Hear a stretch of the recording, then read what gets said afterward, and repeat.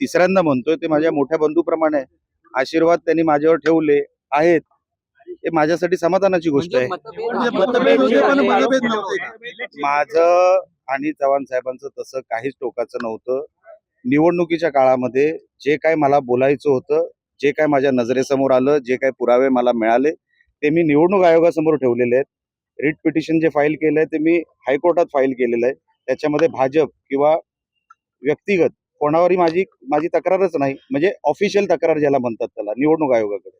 निवडणुकीपूर्वी अनेक आरोप तुम्ही केले होते हो, बरोबर आहे. आता ते निवडणुकीनंतर सगळं बघा, विसरायचं लक्षात असतं. घ्या. नाही, ऐकून घ्या. निवडणुकीनंतर सगळं विसरायचं असतं असं रवींद्र चव्हाण म्हणतात. त्यामुळे आता मी चव्हाण साहेबांचं नाव घेतलं आणि त्यानंतर पुरावा दाखवला.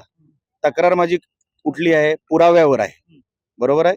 पुरावा जो काय मी निवडणूक आयोगासमोर ठेवलाय, अजूनपर्यंत मला अहवाल सुद्धा आलेला नाही. तो अहवाल आल्यानंतर मी माझी प्रतिक्रिया देईन त्याच्यावरती.